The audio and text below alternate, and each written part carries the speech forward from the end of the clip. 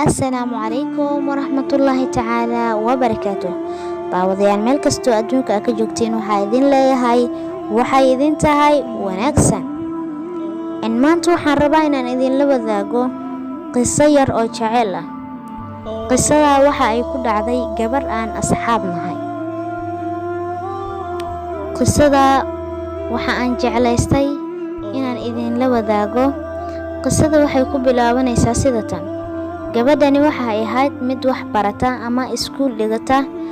Waxay ahayd fasalkii 8aad. Wiilkii ay isjeclaadeen ama ay iscaashaqeenba waxa uu ahaa fasalka form 4. Gabadha iyo wiilka waxay isjeclaadaan ama isjecelkoodii sii kordham ama haasabahoodii sii socda ama jecelkoodii sii zaa'idaba.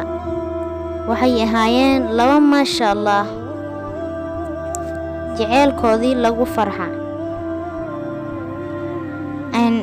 Wiilkan iyo gabadha wuxuu haasabahoodii sii socdaba. Wiilkii waxa uu ka doorbiday gabar kale. Uu jecel u bandhigtay. Waxay ku tiri gabadha kale uu jecel u bandhigtay aboobi diyaar uma ahi jecelkaagi.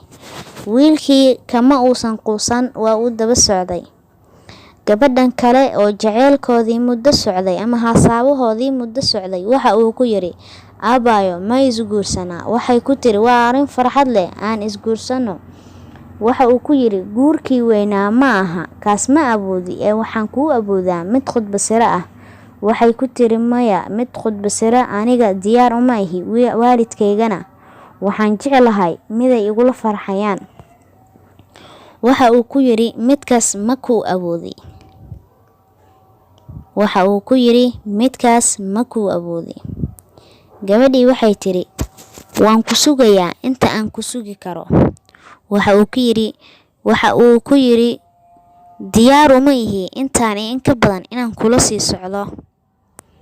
Waxa uu khiyaanaba waxa uu been u sheegaba. Waxay ka